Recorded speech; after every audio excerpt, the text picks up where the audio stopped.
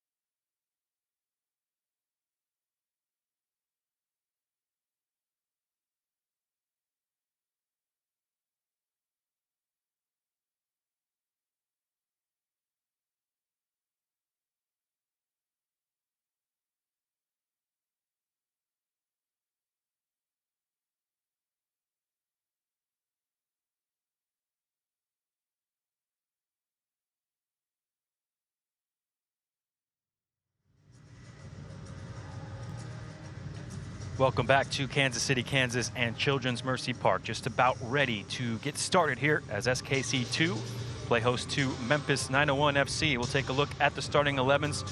And we start with the visitors. Head coach Ben Perman making 4 changes from their midweek loss. A 92nd minute winner for FC Tulsa on the road, and Memphis dropped that one by the score of 2-1. It's a debut for Cody Cropper in goal, just signed on loan from FC Cincinnati on Friday. He replaces Brady Scott.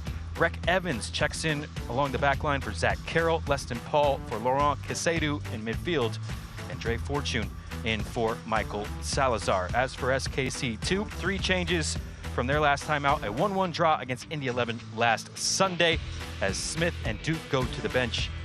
Van de Venter not available in the 18. In their places come Danny Barbier, Petr Kuic, and Ozzy Cisneros. All 3 of those started against Atlanta United 2 a couple of weeks ago. Paulo Nagamura in his 4th season at the helm of SKC2, coming off a positive result last time out. A crazy ending in that one. We are underway from Kansas City, Kansas. The 2 teams at the bottom of the Central Division, hoping to stop their respective slides. Sporting KC2 going from right to left, wearing the blue on blue stripes. They are winless in their last 7 matches. As for Memphis 901 FC, also in a bit of a rut, winless in their last 4. Their last win came here back on August the 1st. These 2 teams have met twice before this season, with each visiting team winning their respective matchups. Memphis left to right in the all-white, alongside former KC Comets, Kansas City coaching icon Doug McClagan. I'm Carter Augustine. And Memphis pressing high. John Polskamp in goal for SKC2, manages to get it away. And the home side, well, we're withstanding the pressure until Kuic has it picked from his pocket, and then he commits a foul. Free kick for Memphis early on. And Doug, the visitors have started here with intent. Yes, and I thought they would. That's kind of the medicine that the opposition has done to Kansas City 2, is high pressure. And where the problems have come with SKC2 is turnovers in their final third. There's one there, and now we've got a free kick in a very dangerous position because of that turnover. So don't be surprised if you see Memphis high pressuring a lot in this final third. Petr Kuic is back into the starting 11 after being dropped for the last match against Indy 11. Memphis now from the free kick. Dakers to the back post. It's a good service. Still in the area. Polskamp has to cast that aside. Still with Memphis. And Francis Atuahene. Well, Wilson Harris read that play brilliantly. He takes it off the toes of Andre Reynolds, and Wilson Harris charges into attack. Good recovery from the young left back, and it's back with Memphis. Yeah, great recovery there by Reynolds. So that'd be a lesson there for Sporting Kansas City 2. It's what caused them problems is a turnover in the defensive third. And they really put a great performance up last week, but it was that area where they made one mistake, and that tied up the game. And they will not want to do it again, and Petr Kuic will not want to do that again. So that's just something they've got to be aware of, because I know Memphis is going to come high press as much as they can. Well, in that Atlanta United 2 match, Kuic was subbed off before halftime. A late foul in here. He's got to be careful. That's his 2nd foul in the first 2 minutes and 59 seconds, so he's got to be careful, and the referee's having a little warning. He said that's 2 fouls, 1 more and you're going in the book. And just a clumsy foul. Clumsy foul there, but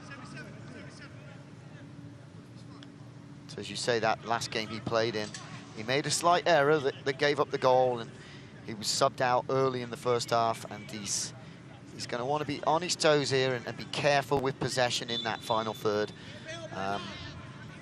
They play out the back a lot. We said they're a possession-based team, and they take some risks. You've just got to be as careful as you can, especially in this first 10-15 minutes.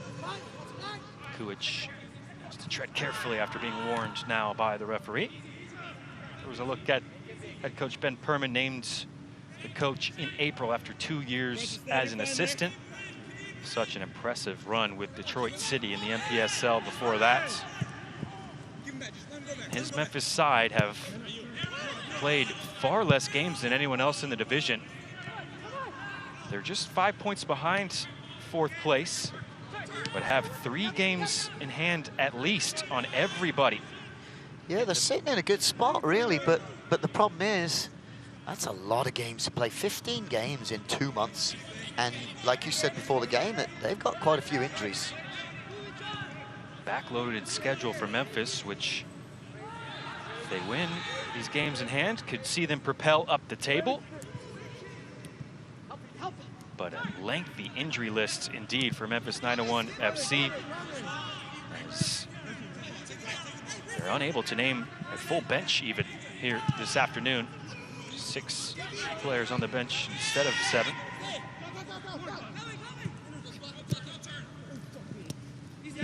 Barber left that a bit short, but Caden Pierre hustles to win it back. And now Kuich looking for the big switch to Mushagalusa, well seen and spotted by Segbers, and he heads it down to Cody Cropper. Yeah, I like the idea of the ball, get it in behind the fullbacks, but that's great defending there by Segbers, just nodding it back to the keeper's hands. It's a poor throw from Cropper, well read by Kuich, who's looking in behind for Harris. Couldn't find the connection. That was a chance for SKC2. Yeah, it was a nice turnover to pick up there by Kuich. Unfortunately, it was the right ball. He just had a little bit too much on it and gave it back to the keeper. Now a battle on the near sideline between Dakers and Amadou Dia. Dia wearing the captain's armband this afternoon. Slid in, played it out for a throw.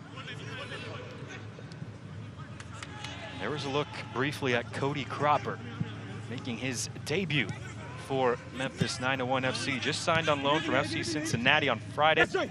That's right. Yeah! That's fucking sweet! That's 3 fouls in a row. And it looks like he's getting away with this. It's the same guy. And the coach isn't too happy about it. You can hear him. A little more colorful in terms of the counting up of the fouls from the Memphis bench, but not pleased, to say the least, Ben Perman and the rest of his staff, who may be having a little chuckle at the exception taken to that foul. I'm not sure what the referee's saying here, and I wonder how he's getting out of this one. Maybe saying, oh no, one of them might have been someone else, but no, it was Peter Kuich on all 3 occasions, and he's lucky to get away with that, quite honest. Inside the opening 7 minutes.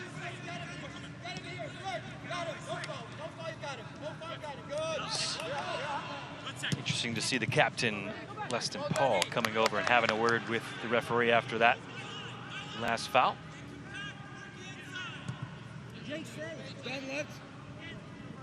Well, one thing, Nagamura will like the intensity and approach, and being as he got away and didn't get a yellow card, he's probably quite happy that he's put himself about a little bit, and he's intense and working hard and not afraid to get stuck in. So that's a slight positive, but he's going to have to be careful for the next 45 minutes for sure.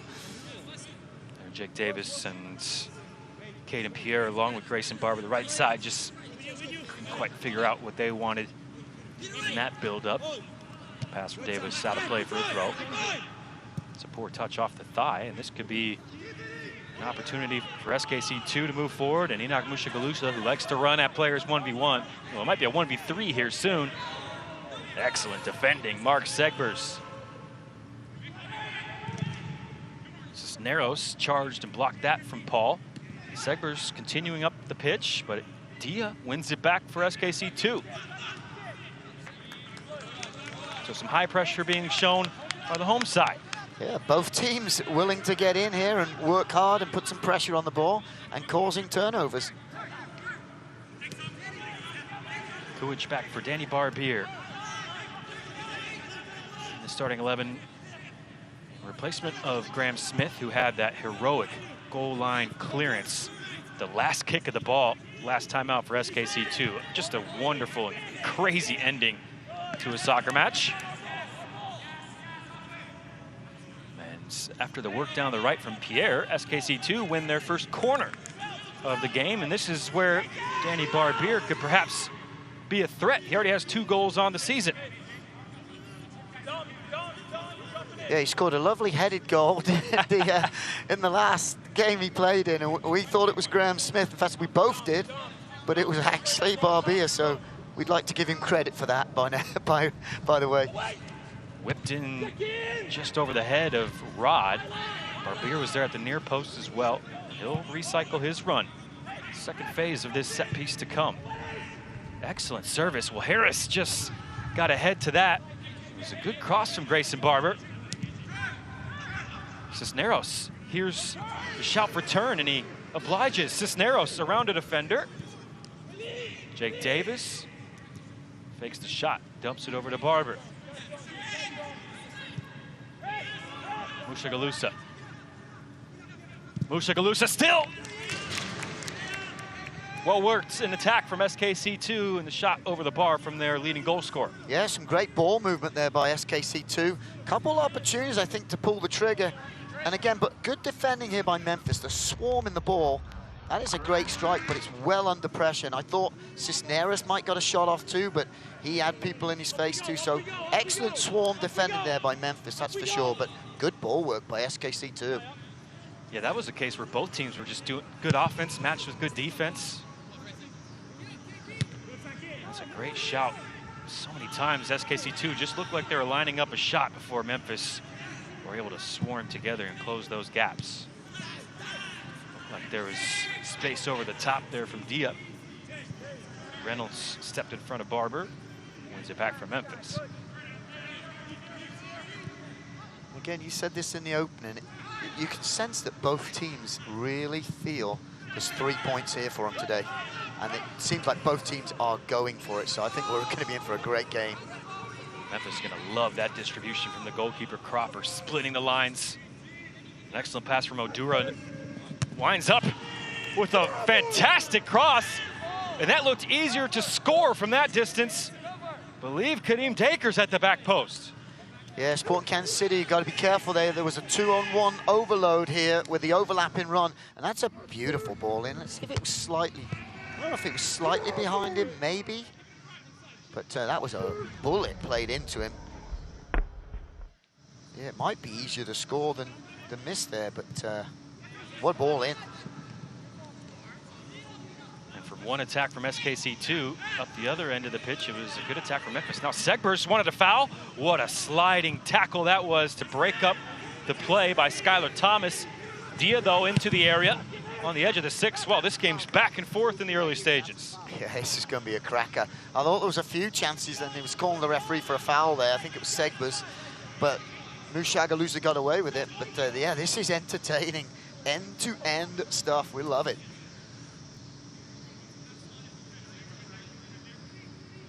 Diaz cross towards the 6. Couple of players lined up for SKC2 before the clearance by Breck Evans.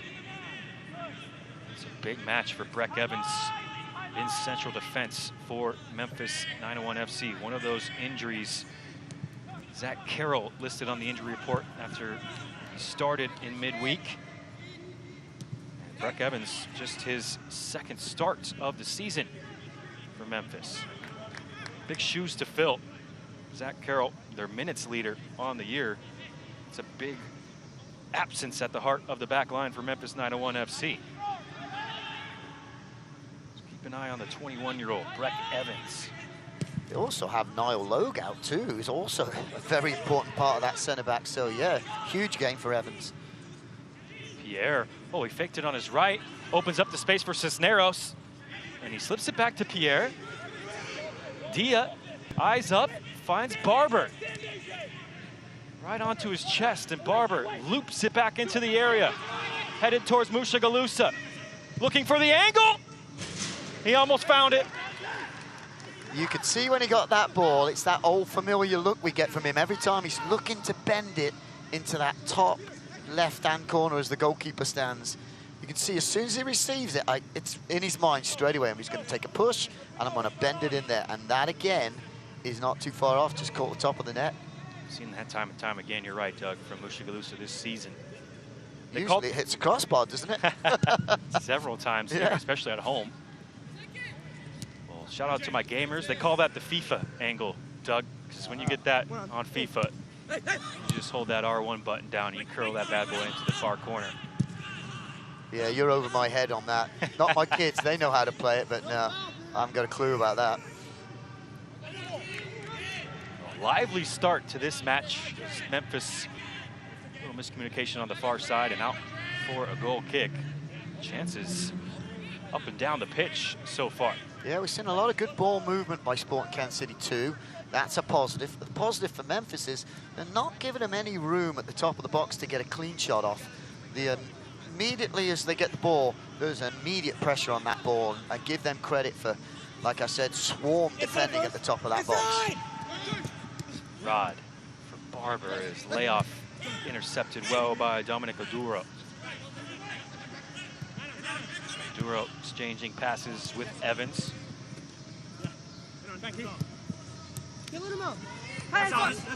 Both teams claiming this, and it will go to the visitors. Looked like Pierre might have just muscled a Memphis player off the ball there, but another throw in quick succession.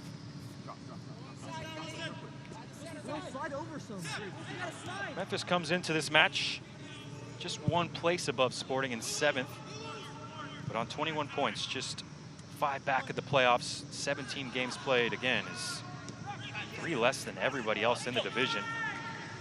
And they've been pretty decent on the road. 3 wins, 4 draws to go with 4 losses for Memphis so far away from home. Yeah, it's looking in a good position for them. I mean, like we said, you've got lots of games in hand. If you win those games, they could get up into the playoff quite easily. But again, a lot of games in a small amount of time, and that's what could be the problem of wearing them down. You're going to need depth in your squad, and they're carrying quite a few injuries.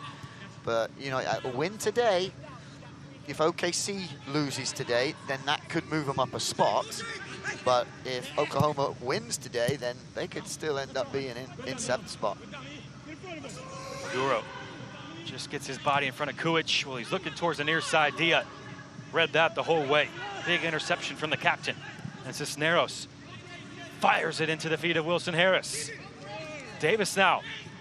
He's got Barber to his right, and he finds him. Barber first time, cross! It's offside, but what a save that was, Cody Cropper.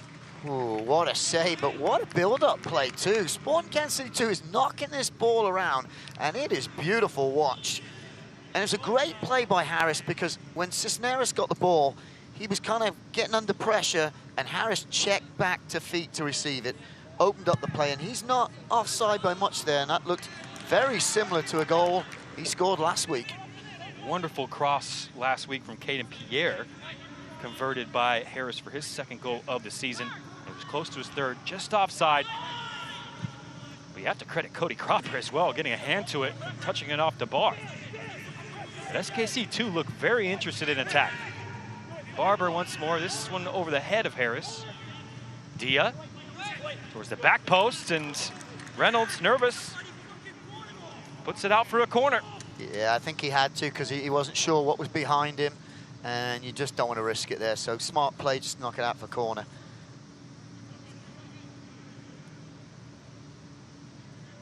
Eight loanees from Sporting down in the starting 11 here this afternoon. 7 players that came through the academy system, and we saw 4 of them combining for that counterattack just moments ago. Davis curls in the corner. It's headed out by Dakers. Dia clips it back into the area. Barbier, he's onside and trying to head it across. Cropper is able to claim. Yeah, good attempt to bring it back across the face of the goal, but unfortunately just couldn't get high enough on top of it to bring it across. But good deep run by him, because everybody else was offside, and he came in from a deep position. And if he could have just got it flatter across the face of the goal, Harris was there ready to nod it in. Got some size among the center backs. 3 of the 4, 6'4" here this afternoon. And Barbier has been a threat in those situations since joining SKC2. Dia sprinting down the left, and, well, no one closed him down, so he just kept taking his space. Yeah, and that's a great run. So we got both fullbacks who really haven't defended yet so far, and it just gives them the numbers in attack, and they're getting in behind those fullbacks, and they're getting most of the time crosses in there. And it's just a dangerous look so far, and Coach Nagamura's got to really be happy with the way they've started this game on the front foot. Another corner for SKC2, their 3rd of the first half. This one from the near side. And Davis lines up, delivers it in towards the 6. Two Memphis players collided with each other. Dia slips it into Mushagalusa. He's trying to find that angle once more, and this time Memphis closed the door. And look how many white players are between the width of the penalty box, ready to put pressure immediately. Now Barber, 1v1 with Paul. Barber looking for the curler. Not far away, Grayson Barber. Boy, that was a tremendous. I thought that was Mushagalusa for a second there. That's a great cut inside. You see, he knew what he wanted to do. He got it on his good foot, and you know he's gone for that top corner, and look how close that, again, just caught the top of the netting again. And if that's on target, there's no way Cropper is saving that. Grayson Barber, one of those academy players and one of those loanees, making his 8th start for SKC2 on the season. He's got 1 goal already. He was trying to double his tally just in his first year as a pro. Memphis this time break the press well. Looking for Murphy, and well, Murphy with an exasperated look to the heavens there. He's been a solitary figure so far up top, the number 9 for Memphis. He certainly has, but you know what? We're in, what, 20-odd minutes, and we've not really mentioned his name yet, so for Sporting Kansas City 2, that's a good thing. He's been kept fairly quiet. However, I don't know if you can keep him quiet for 90 minutes. Always lurking, Kyle Murphy. Mushagalusa turns and dribbles into the space. Now Barber on the near side. He's got Dia with the overlap. Fires it into Dia. Dia clips it towards the back post. It's over the head of Davis. And another great play down this left flank. An overload again that found Dia making that overlap. Just slightly over the head of Davis.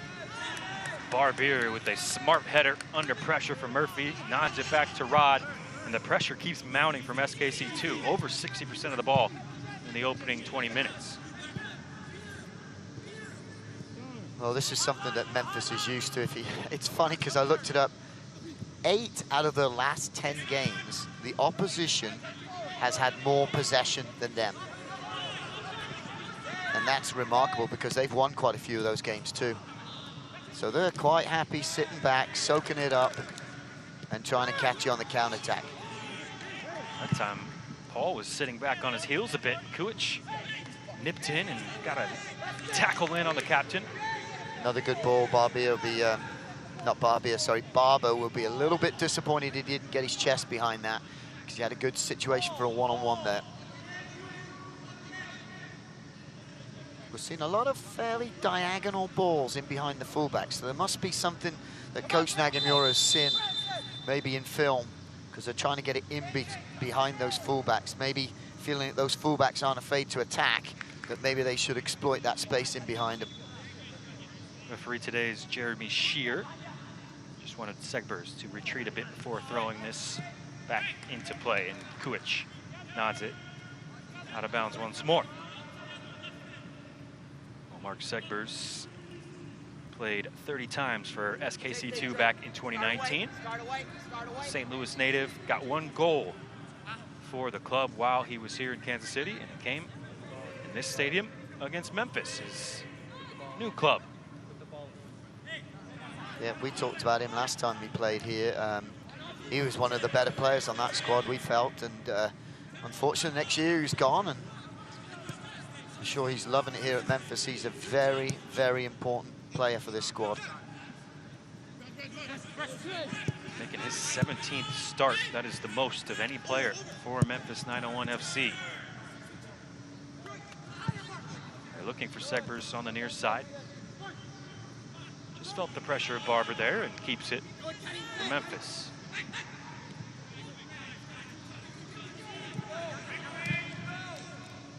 As mentioned, these two teams playing for the 3rd time this season. They have a 4th game to come in Memphis on Wednesday, October 6th.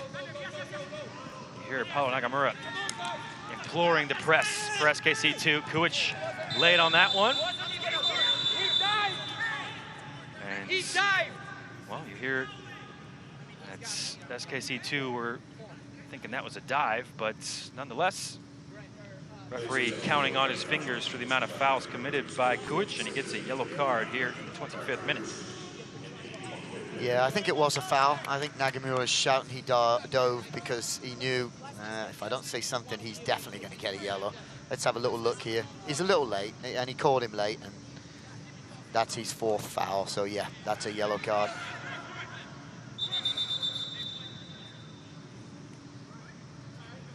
Memphis tried to get started back into play before the referee was ready. His only problem now is he's going to have to be on his best behavior for the rest of the game here. And it's a little scary in that position because you're going to get involved in tackles in that position. All you have to do is mistime it once, and he could be seeing red, and that'd be very disappointing for Sporting Kansas City too if that happens. So hopefully that doesn't affect a decision made by Nagamura at half-time. But he's just going to have to be really careful. Well, he's a hard-nosed player, Kuich, and we've seen him win a couple, but he was also late on 4 already. There's always that danger of perhaps the 5th being just a bit too much for the referee's liking. Now a foul called against Atuaheni in midfield. He's a little lucky to get with us because he trips over, so it is accidental. There's no question about it, but he could have quite easily got a yellow there because he was very, very late. But as you see from the replay, he caught his foot in the ground and went flying over, so pure accident. And just one of those where poor touch and on the stretch, trying to recover for his poor play. And now Cody Pierre just got a toe to that ahead of Andre Reynolds. It'll be a free kick for SKC2. Yeah, like you said, he just got a touch in, and Reynolds didn't catch him by much, but did enough to create a free kick here. Jake Davis is going to be on the ball. Well, Cody Pierre, here in his first season as a pro, just about got that in front of Andre Reynolds. Pierre did everything he could to avoid it, but just caught him with that back heel, I think. So what's the plan here, Mr. Davis? Is he going to drive it in, or is he going to float it deep? You've got Barbier sitting deep with his hand up in the air.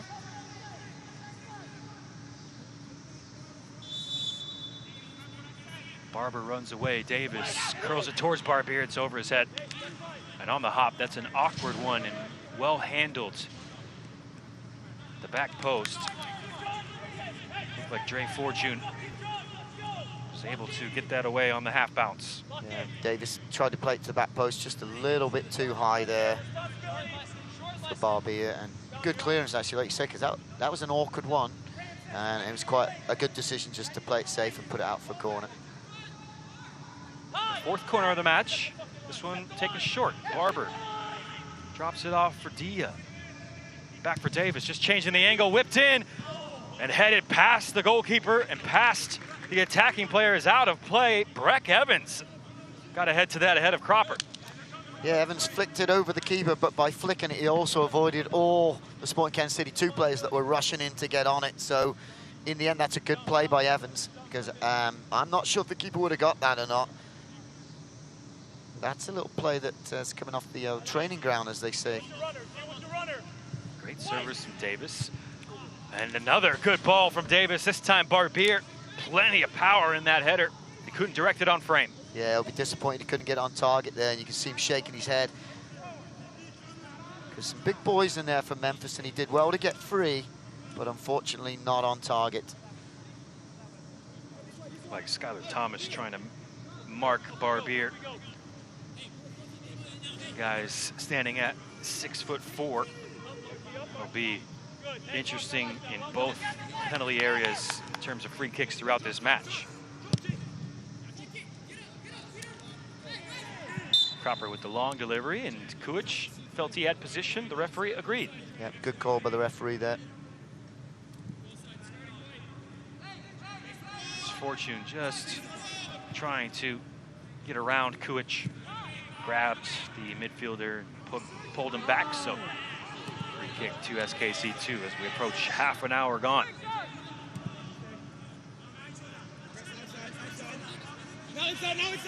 Rod.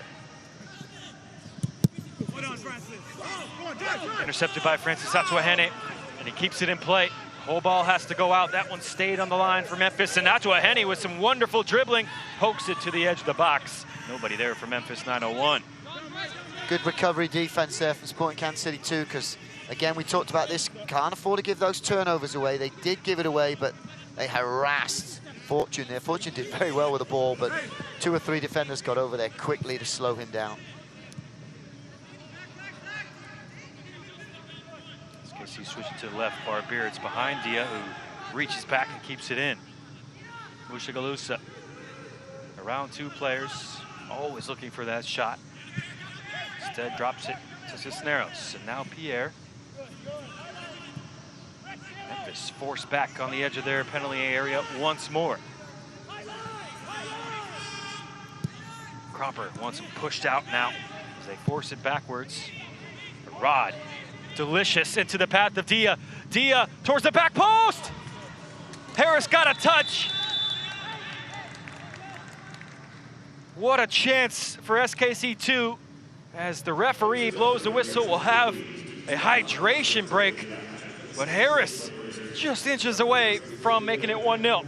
Yeah, a couple really good things. I love the patience, because there was probably anywhere from 15 to 18 passes there, working from one side to the other. There's that big diagonal, I think, from Rod to get in behind the fullback.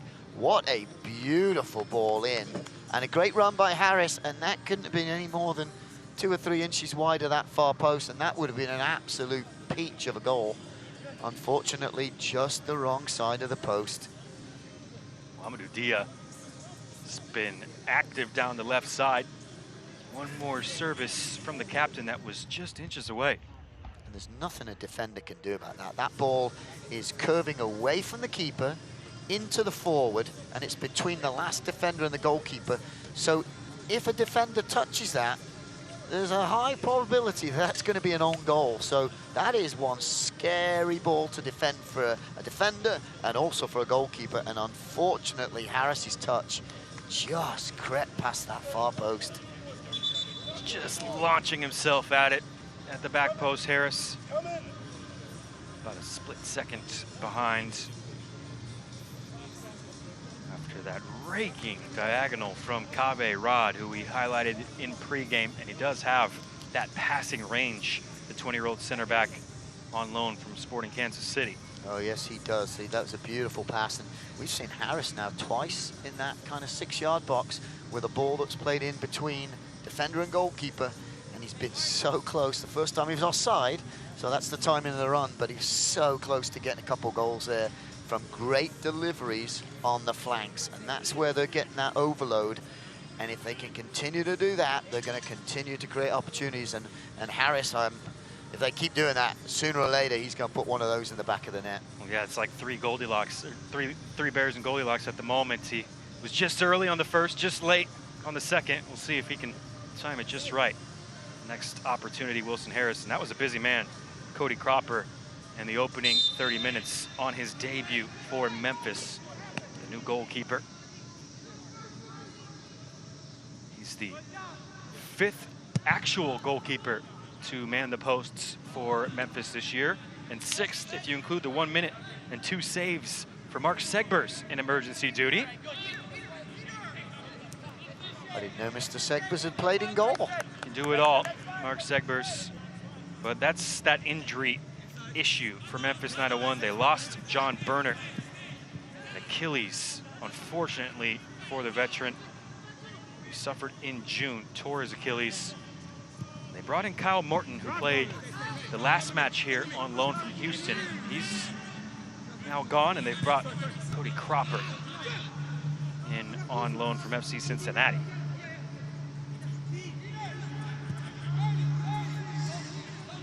Kuich for Dia. Shea just starting to creep onto the pitch. It was 84 degrees, that kick.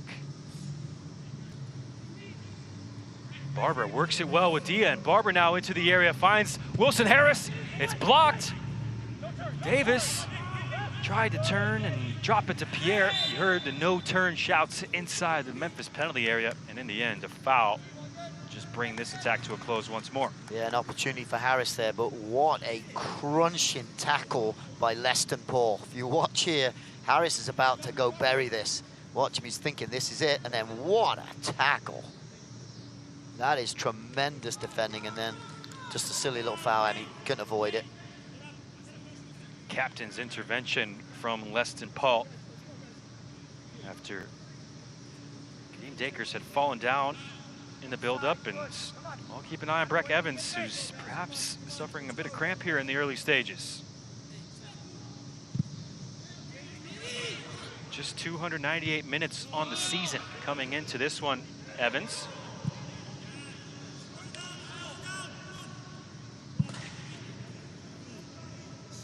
So it's not as hot as it has been, Doug, but it's certainly still nice and humid and an oppressive heat here in Kansas City. Yeah, it's nasty hot out there. There is a little bit of shade, like you mentioned, so that's always nice for the players, but it is extremely hot. That's one more reason you want to keep that ball for as long as you can. A little bit of cloud cover, a little bit of a breeze. Dia. Oh, he's found Barber. Oh, that was a dangerous area of the pitch. Barber did tackle it back for SKC2. Just a poor first touch there from Grayson Barber that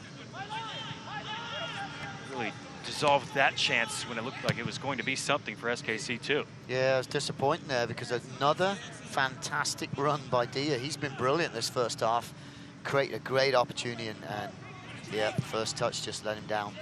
Kuish and Davis now on the same page, intercepted by Atua Henny, and Murphy trying to get involved for really the first time in the match. Had his pass intercepted, won it back momentarily. And the number 9 now goes and takes his place at the top of the Memphis formation once more. Yeah, I wonder, I mean, I'm not sure if we keep those stats, but I wonder how many touches Murphy has actually had on the ball, because that's kind of the first time I've really remembered him having the ball at his feet for a couple of touches. There's that lovely diagonal ball again. Mushagalusa, and here's your overload again. Mushagalusa ignoring the overlap, goes around Dakers. Seen away by Segbers. Memphis desperate to hold on. Kuic has to be careful. SKC2 trying to press. Memphis break it. But how about the tackle from young Ozzy Cisneros when it looked as though a counter was on for Memphis 901 FC. Yeah, that could have been really dangerous with Carl Murphy there, but like you say, just poked it away last minute. And he's getting more and more comfortable with every game he plays. As you'd expect, Ozzy Cisneros just turned 17 in March. Yeah, to think he was going to step on the field and immediately make a massive impact. No, it's going to take a little time, but like you say, he's growing into every game. Segbers takes it off Mushagalusa. Just a bit lackadaisical there. Didn't feel the pressure of Mark Segbers. So Memphis turn it over. Struggled to keep the ball in the first half. They'll try and do so now for a little bit. So I think this is a very crucial part of the game here for Sporting Kansas City 2. Just like last week, I think this has been a fantastic performance so far. But they've got to be careful they don't make any silly mistakes in this last 8 minutes and come into the half one down. It's a great cut inside, and the shot rifled by Dominic Oduro straight at, well, no, that wasn't Oduro. That was Andre Reynolds high up the pitch, and the left back carving himself out a chance. We've seen Dia high now. There's the left back way high, taking an opportunity, but it was never going to bother Postcamp there. Here's an opportunity, great move. Mushagalusa just sucks Segbers into the challenge, and he's away. Mushagalusa into the area. Segbers, what a recovery. It falls to Davis. That was traveling off the boot of Jake Davis. 2 more chances for SKC2. Yeah, you could see when that ball was moving towards Davis, Davis was licking his lips. And I would have put money on Jake Davis actually hitting the target there. So I'm shocked that it went over because, oh, he was licking his lips on that one, and it went quite considerably over. But he'd want that one back. But yeah, I would have put money that that was going to be on target. So a little disappointing there for Jake. Wonderful battles all over the pitch. Mushagalusa and Mark Segbers going at it with Mushagalusa getting the initial run on Segbers, but the recovery speed from the right back from Memphis was phenomenal. Davis just trying to cause problems, and he has. Cropper on the turnover. Cisneros just outside the area. No foul, says the referee. Yeah, I think that would have been a soft one if he called that, but great work by Davis, because he changed his run probably 2 or 3 times to try and fake out the keeper. Now a late challenge from Fortune on Rod. And Rod was a bit upset. Well, this was, as you pointed it out, Doug, the mazy run from Jake Davis when he was trying to charge down the goalkeeper here. Yeah, it doesn't look as many there, but it looked like he changed direction 3 or 4 times to say, keeper go there, no go here, and I think it confused the keeper, and that was a awful turnover, but unfortunately, Cisneros couldn't take advantage of it, and I'd say that was good defending in the end by Memphis, but great opportunity. And it's funny because those are the opportunities that have been killing Sporting Kansas City 2 of late. Now they're getting a few of those opportunities. It would be nice if Sporting Kansas City 2 could take advantage of those. They've had a couple and not been able to. Well, Jake Davis, he's been seeing some time at right back recently. He's back in the center of the pitch, and it was his pressure once again causing this turnover. Yeah, but when you look at it, the first touch by Ozzy Cisneros was, could I say poor? Because it ended up being like 5 yards to his left, and all he had to do was prep it to his right, and he might even be hitting it first time. Looked like it opened up for Cisneros. He just wasn't quite ready for that errant pass from Cody Cropper. This is a problem for Memphis, as Francis Atuahani was down injured. He came into this match on the injury list as questionable. So too Skylar Thomas, questionable on the injury report that are in the starting 11. And when you look at the bench, it's not a full bench for Memphis. But Roland Lamont is on the bench with a questionable designation as well. So even the players that they are using at the moment, Memphis, are dealing with some injuries. Very short-handed, and that's why they brought in Cropper and Alan Wynn this week. Wynn is on the bench available for the first time. Barber splits the double team. Good covering from Skylar Thomas. Yeah, good defend again, like you said, splitting the double team. As soon as that ball goes wide, and we saw this last game they played each other, quickly that nearest midfielder gets over to give him cover, and Barber saw the little gap, but unfortunately just pushed the ball a little bit too far, and good cover and defending there by Thomas. So you're seeing them when Sporting Kansas City 2 gets the ball close to the edge of the box, they are swarming with 1 or 2 covered players, and that's something that looks like they've been working on big time in practice to take care of any opportunity that's created here by Sport. It's a good tackle by Dominic Oduro. Winning for Memphis as Cisneros and Davis tried to combine. Paul in for Dakers. Swerves around Davis. Dakers lines up to strike. Straight at Pulskamp.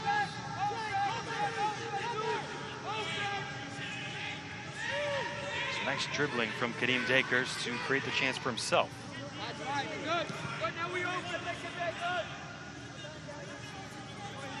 Easy save for Pulskamp in the end as it was straight down the barrel. Now Barbier carries it into attack for SKC2.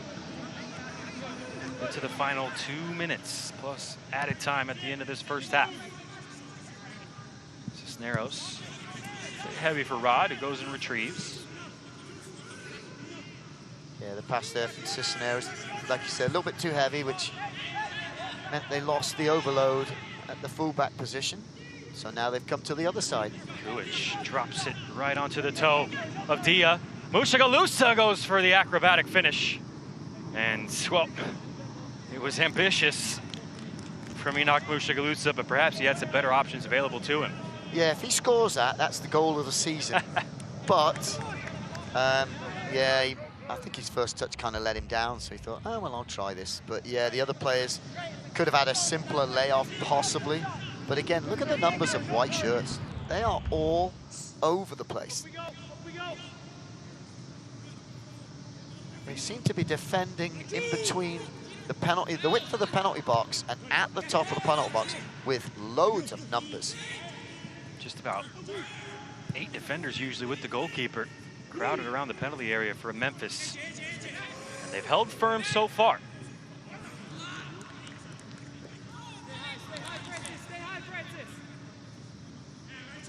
It almost seems like they're almost happy to let Sporting Kansas City come down the flanks, but anytime they're in the width of the penalty box, they are in the face. I don't know if that's the wisest of plans, especially with the balls that they've been playing into the box.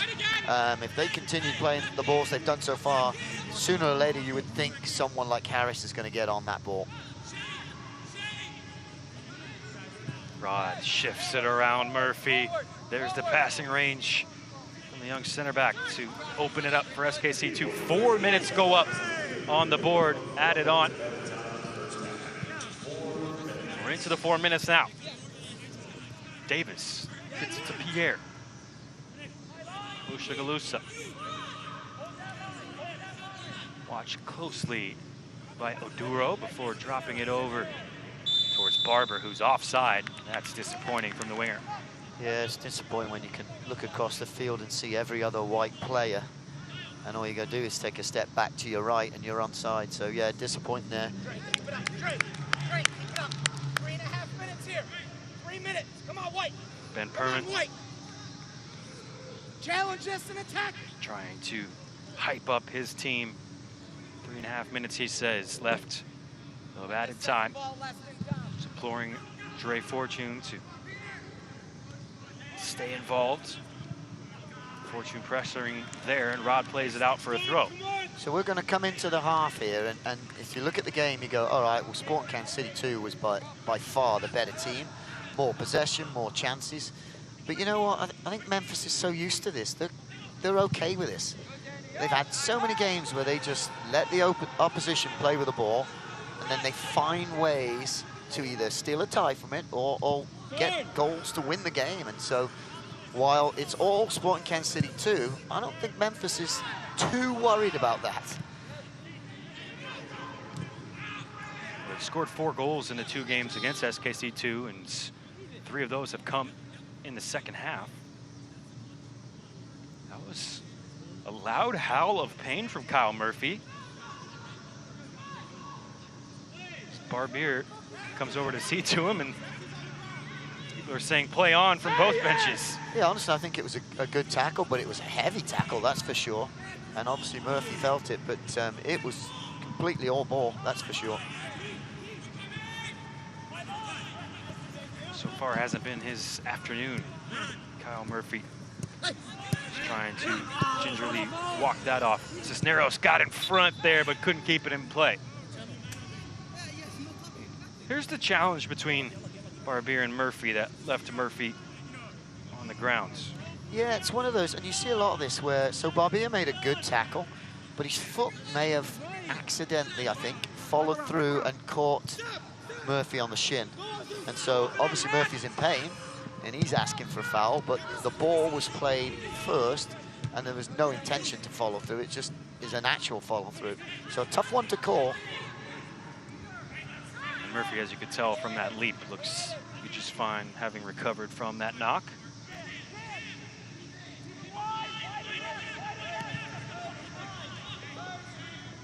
Just about a minute to go of the 4. Davis. Pierre and Akers, space on the right.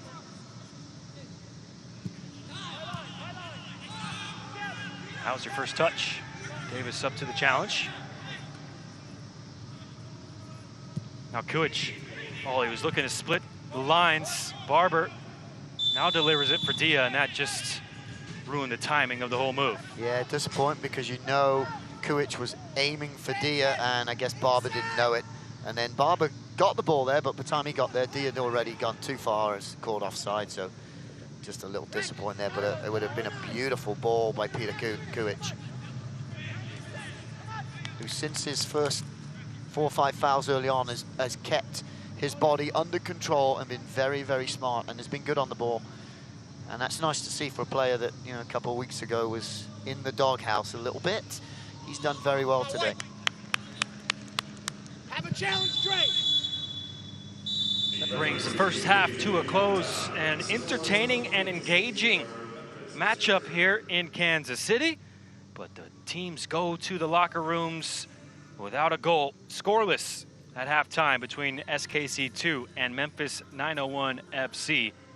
We'll be right back to break down all the action from this first half of the Central Division clash. Both teams still very well in the matchup. 3 points up for grabs. We'll be right back to break it all down from Kansas City.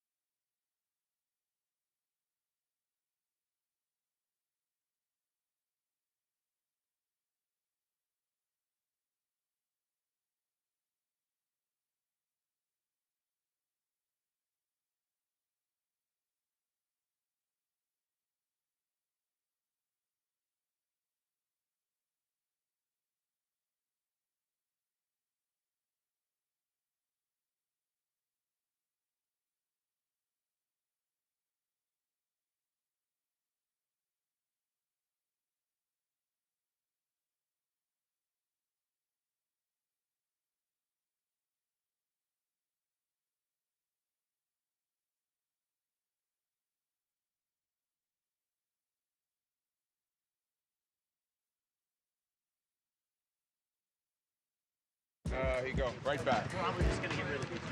Left winger, right winger. It's just me and the Seattle guys, pretty much. Yeah, 3 touches.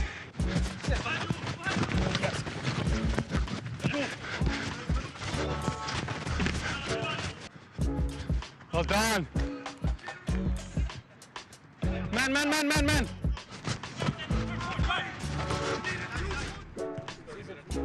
Thank you, appreciate it. Thank you. What did you do in the off-season? Did you do some work? Yeah, I did. I read you did some stuff in Hungary. Yeah, I did. I worked with a trainer, but also, you know, you start scoring and then it just keeps coming. Yeah, so of course. I can't say everything was because of the off-season, but the confidence and that little boost, I needed that. It's different than last year. Yeah, for sure.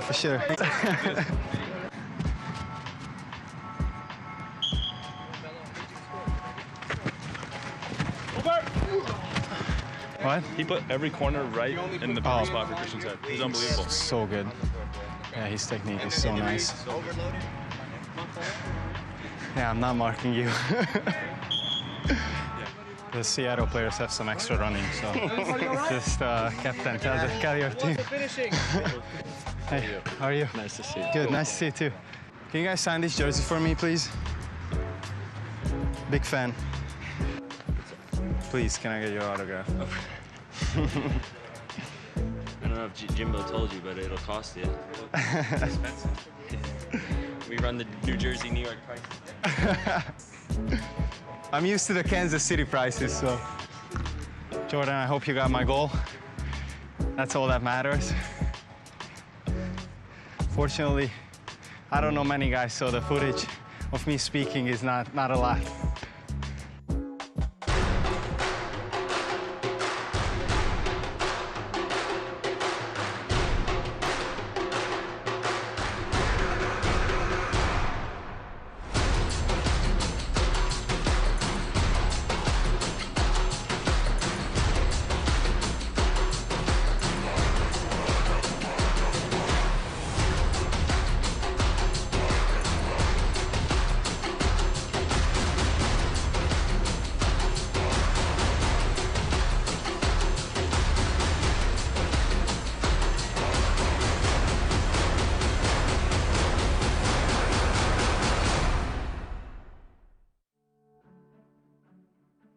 am a first-generation student here at Bellevue University. I feel like if I were to have gone to a different university, my experience would have been a lot more stressful and overwhelming, because I feel like I wouldn't have gotten that personal experience that Bellevue University has to offer.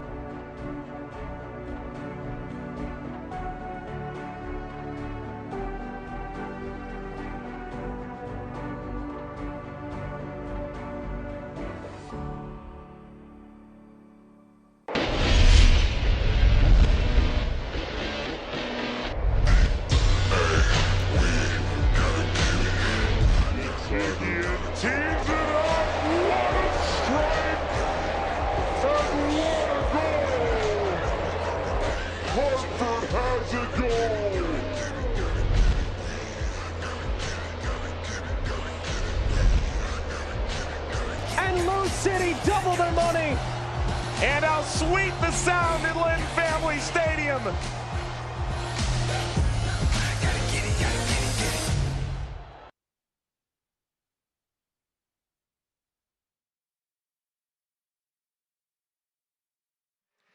Halftime at Children's Mercy Park. Still scoreless between Sporting KC2 and Memphis 901 FC. Doug, it was interesting to see the behind the scenes with Daniel Shallowy, SKC Academy product, and of course former Swope Park Ranger, so former USL Championship star, now an all-star in MLS, having a wonderful season, Daniel Shallowy.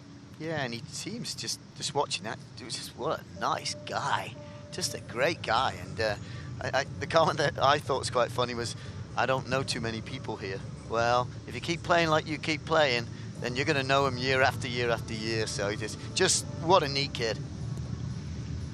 So cool to watch his first experience as an all-star. Of course, several of these players will be hoping to make USL Championship Team of the Year, all-star someday in the future.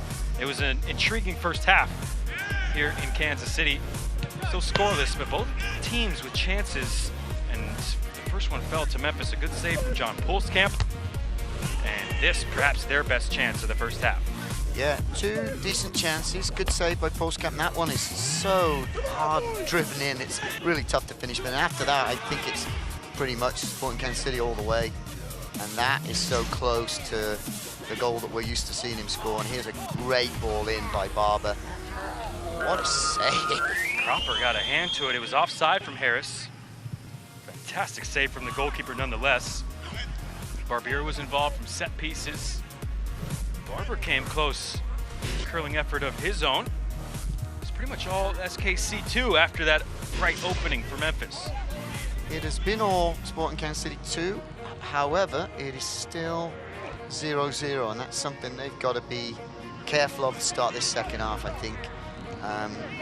Keep it tight and then continue playing like they're playing, and you would think one might go in. First half stats from first 45 here in Kansas City, and what sticks out to you, Doug McLagan? Well, nothing shocking, because Memphis, like I said, in the last 10 games, 8 of them, they've had a lower percentage number than the opposition. So, as again, you can see here, Sporting Kansas City 2 has 61% of the play.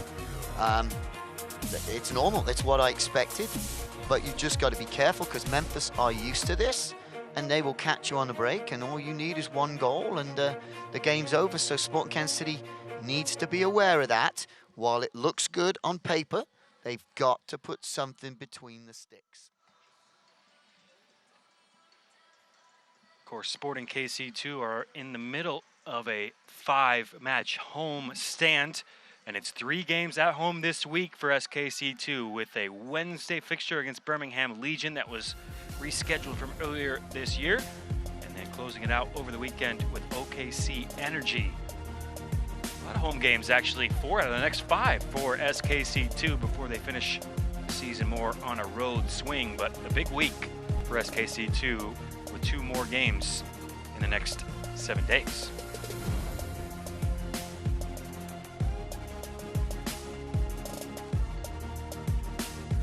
Around the league, OKC Energy just about set to kick off with Rio Grande Valley FC. Miami FC facing off with New York Red Bulls 2 later on. Saw one result go the way of the Central Division foes yesterday with Tulsa defeating Atlanta United 2 by 3-1. But Indy 11 got a 2-0 win over the Monarchs. A lot going on around the league as the 2021 playoff structure was officially announced as well.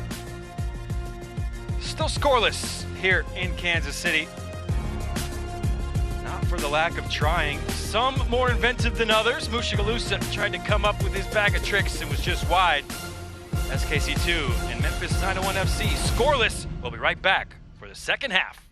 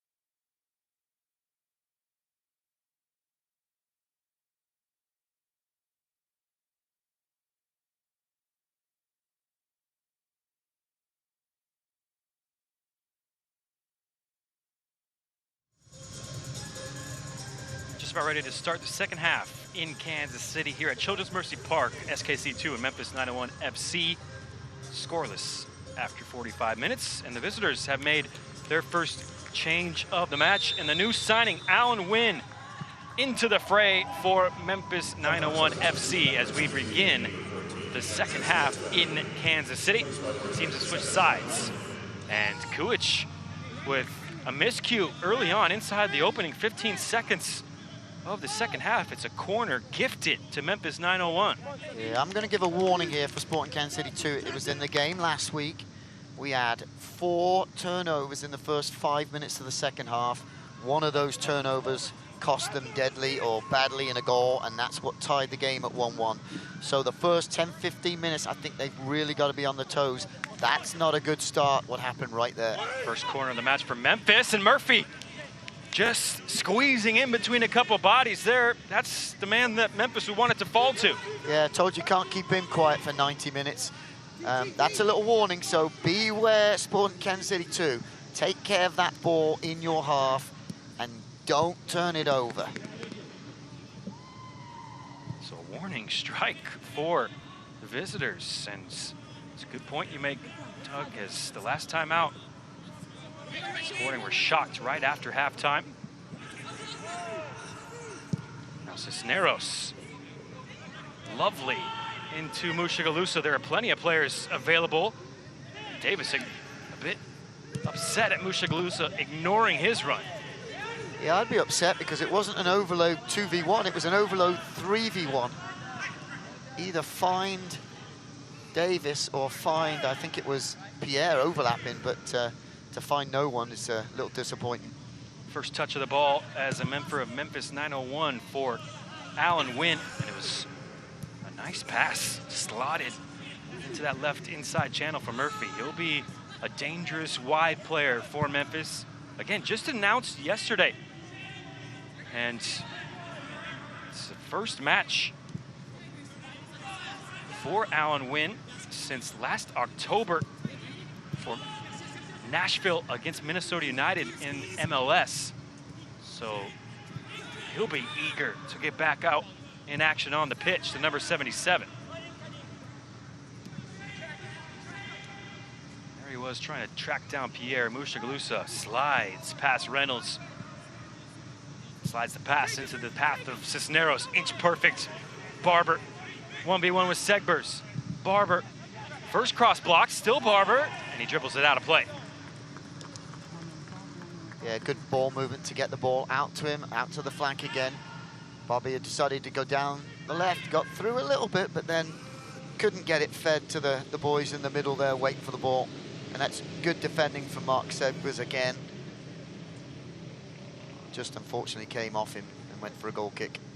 Well, they've been quick to shift it from side to side throughout these opening 50 minutes, Sporting KC too. Yeah, it must have been something Nagamura spotted against Memphis, because they've done it a considerable amount this half, and they've been very successful with it, other than putting the ball in the back of the net, but they've overloaded the flanks and done extremely well.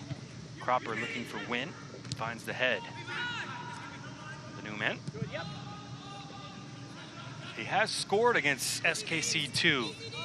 Alan Wynn, in his time at Nashville when they were still in the USL Championship, he was one of the few players retained as they moved up to MLS. He wound up making 7 appearances in MLS for Nashville last year. Made over 50 for Nashville in the USL Championship. Scored against SKC2 2 years ago. Pacey wide man with a bag of tricks. Maybe just what Memphis 901 FC were looking for. It's not the most convincing of clearances from Skylar Thomas. On the third attempt, he's able to head it forward. And doesn't come to any harm. Pierre tried to help it into Mushagalusa. Just a bit under hit, and Reynolds was able to run back underneath it. That's dangerous from Wynn. Heading it backwards. And Rod, well, perhaps shouldn't have touched that. Yeah, he probably would have been better off just leaving it, let it run out of bounds, because it was a tough one to bring down, and if it's not perfect, it's going to go out for a throw-in, and it was not perfect, hence the throw-in right now. But that was a good idea by Pierre to roll the ball into Mushagalusa, but unfortunately, he didn't execute it as well as he should have.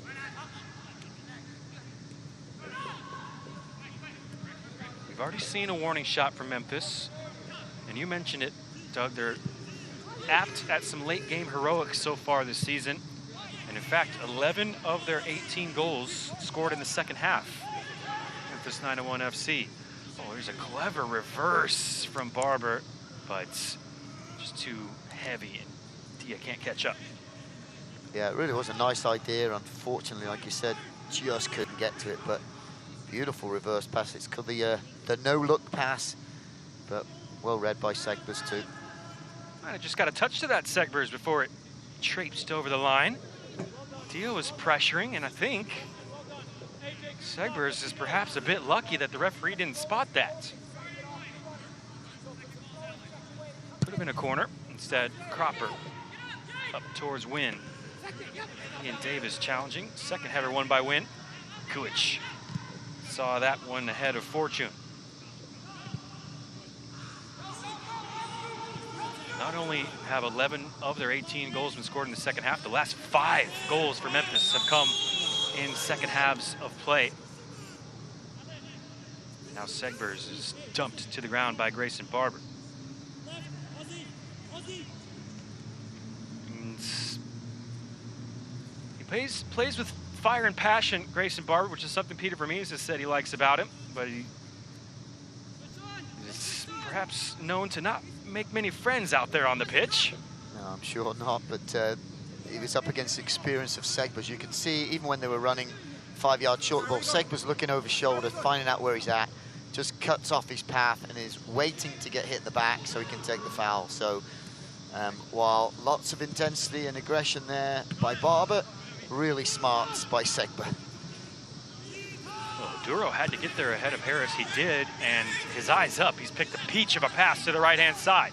Fortune driving in to the area. Just a touch there from Dia, and he got the ball.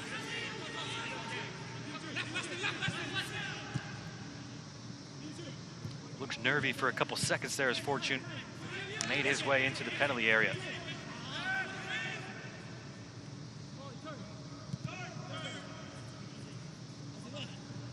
As they pass it around the back, we'll take another look at this challenge from Amadou Dia.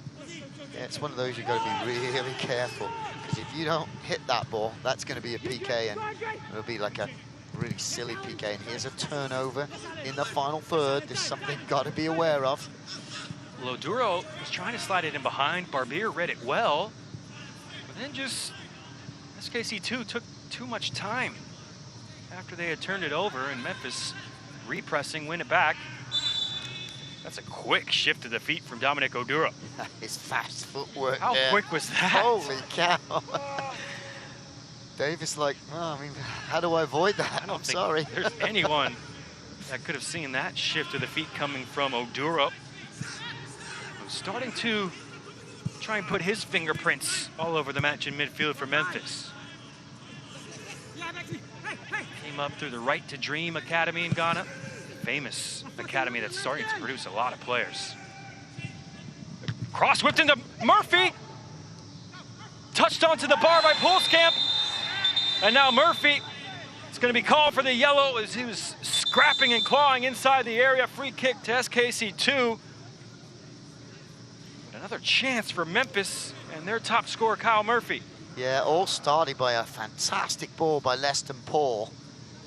And a great effort by Murphy, but he's lucky there because he has every right to go for the ball. There's no question about that. But he swung so hard, and he caught Pulskamp right in the throat. And that's, as you can see. Yeah, he's not happy. But that, I mean, I'm not saying it should be, but that could be a red for as dangerous and kind of reckless as it was. But look at that ball there, right bent around the fullback. Great ball in. Yeah, great attempt to get on the ball. And actually, Rod got there first. His header careened off Murphy, and there's a look at the foul on Pulskamp. And you can tell Rod wanted the red.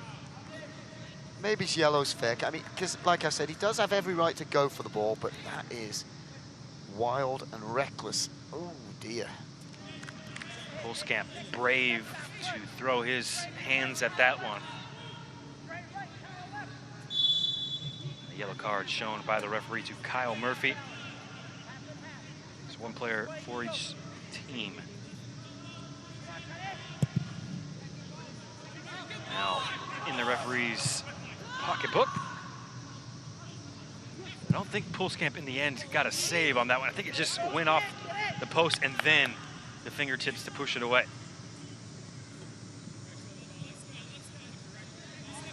See Leston Paul playing that great ball in, and then there he just flies into a tackle. So the boy can do everything, I can tell you that. He's a very talented player. Mushagalusa has space, and he picks his eyes up. Barber was wide open on the far side. Couldn't quite get it there, Mushagalusa. Again, Segbers had his positioning pretty well spot on, and he was able to duck back in and win it back. Davis spins this into Pierre. Kuich over the top. Barber lets it go for Dia. Dia whips it in towards Harris. Thomas heads it out of play.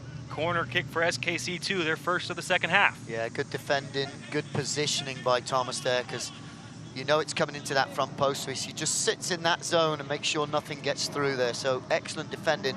But again, that big switch to changing the point of attack, this time it came from Peter Kuich. That's what's working for Sporting Kansas City 2. They're finding space on the flanks, and then the balls are coming into the box. Unfortunately, haven't finished. Dia on the change of angle from the corner. It's headed out by Breck Evans. He's been solid in the aerial duels so far. Breck Evans, just his second start of the season.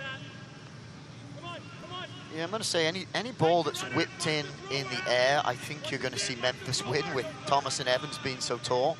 So when those balls are whipped in, they've got to be, I think, at a lower level, and they've got to be between that defender and the goalkeeper, and that's where you bring Harris into play, especially to finish. But balls in the air, they've got a couple of big boys that should be winning those challenges.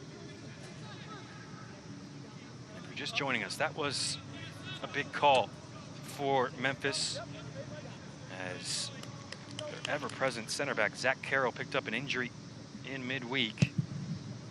He's not even available in the 18 here this afternoon. Ben Perman, the head coach, electing to go with Breck Evans as the injury woes continue for Memphis. Not only is Carroll out, now Logue out as well. Mitch Guitar still out. They're stretched along the back line. So far, Breck Evans standing up to the challenge, the former FC Dallas Academy product. SKC2 wanted a handball, not seen by the referee. The touch from Kuich actually caused some problems for Barbier. He responded really well, the center back. Yeah, he could have done something fancy and tried to go at it, but you know what, that's the time we just roll it out of bounds and play safe. You don't want to turn it over there or take a risk, so put it out of bounds. It wasn't intended for Paul, but he wins it, and how about the back heel? Kuich, though, gets his body in front and draws the foul. That is great defending by Kuich. Just like you say, put his body in between. You know he's going to get a shove, and as soon as he gets shoved, fall down, you get a free kick there. Could have been very dangerous. What a lovely little back flick there from Paul. It looked like Fortune had the run before Kuich just got himself back into play. Just turned 22 in June, Peter Kuich, and he's making his 16th start of the season.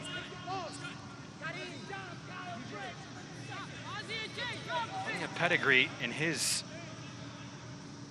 raising in the Dinamo Zagreb Academy, where he featured for Croatia at the U16 and U19 levels. He's done very well today, because like we talked about a couple of weeks ago, he made an error, got benched for it, wasn't in the next game, so it's quite easy to come in and lacking a little confidence and worrying to make another mistake, and he's been very solid today, so let's give him a lot of credit for that. Reinforcements soon coming for SKC2 after this tussle on the far side. Carver just had the poor touch, and he got himself back in and drew a foul from Murphy. And SKC2 have switched it quickly to the right. Pierre, dangerous looking cross. Barber was there, so too Segbers.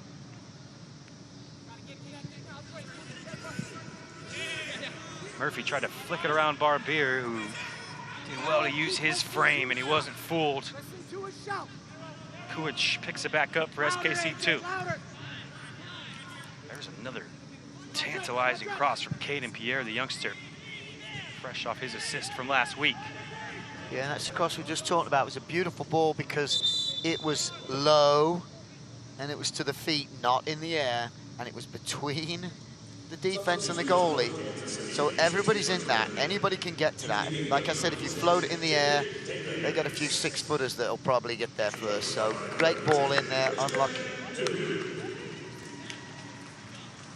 Segber's at the back post, gets it just in front of Barber, and that was the last play of the match for Grayson Barber. He's replaced by Jamil Roberts, and there's Christian Duke, who replaced Jake Davis. Grayson Barber. Lasting just over an hour here. It's a bit of experience in Christian Duke, and there's Jamil Roberts, who replaced Grayson Barber, coming into the attack for SKC2. Yeah, I'm waiting for Roberts to take off. You know, he did very well at college. Looking forward to him to get involved here in the USL Championship and start putting some balls in the back of the net. Today would be a good time to start. On for his 9th appearance. He does have 1 goal, Jamil Roberts, but still under 500 minutes as a pro. He'll go over that in these remaining 30 minutes here this afternoon. He is a 23-year-old, just turned 23 in June.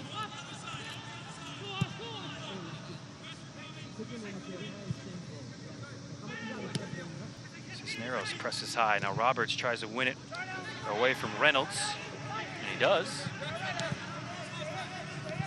Cutting inside. Ooh, that's a dangerous-looking pass from Roberts. Barbier, luckily for SKC2, was all over it. Yeah, he did well to get him out of that. That could have been extremely dangerous. Dakers lurking right around Barbier, and it looked like it was going to curl right into the number 10, just like that. Pierre gives it away to Dakers, and Dakers looks for Murphy through the center. How about that touch around 2 center backs from Kyle Murphy? He drops it for Segbers. He tried to curl it into the path of Dakers before his cross was blocked. So Pierre's blushes are spared a bit. There's a no-look pass from Kuich into Mushagalusa. And Harris trying to run the line. Mushagalusa bursts down the middle. It's a late challenge, a foul, a yellow card to come for Dominic Oduro. And Mushagalusa, we've seen this time and time again. He's just a handful when he gets on the ball and wants to have a run at defenders. Well, he's got pace, he's not afraid to run at defenders, and he's got the technical skills to move that ball all over the place. And he was very smart here because Harris's run was offside. So some people might think he's being selfish, he's dribbling, but if he would have played that ball, Harris would have been off. So very smart decision, but he wiggles in and out, and you've just got to be careful. And if you're not careful, you give free kicks away at the top of the box. Wonder who's going to hit this. It looks like Diaz kind of lining up with that left foot. There's no Jake Davis on the field anymore. Yeah, he had been taking the set pieces as well as plenty of free kicks and warm-ups. Jake Davis instead, with him off the pitch, it's Diaz left and Wilson Harris lined up with his right foot over this free kick. It's an angle which you think could be either one of them. Tough one for Cropper, who has 4 in the wall with the sidecar nearby. It will be Harris who clatters it into the wall. Second one falls to Harris. The second one blocked just the same.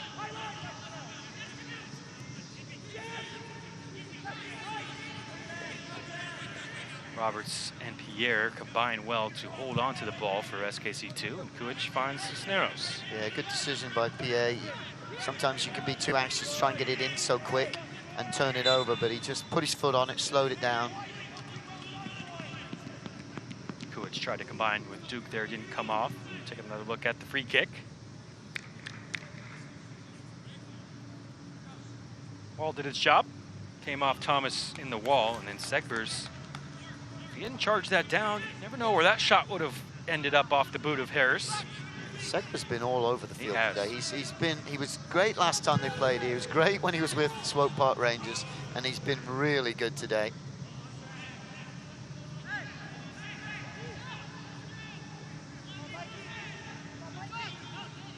Mark Segber is an outstanding pro.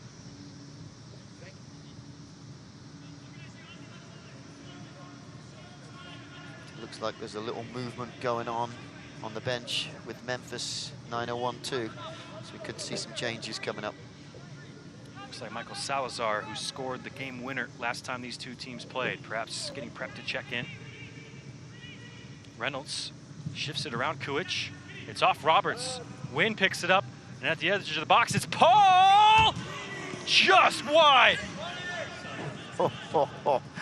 Wow, that was a beautiful attempt. I'm wondering how close that was, because when he hit it, I thought that's in the back of the net.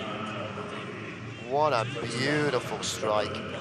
Well, and a record for Haji Berry will remain in the books for the time being. We'll talk about that in a second as Leston Paul. How close was he here? Whoa, inches wide from Leston Paul. He's still yet to score for Memphis after joining in 2019. But he was inches away there from opening his Memphis account. But Kyle Murphy sees his streak of 6 matches on the trot with a goal come to an end.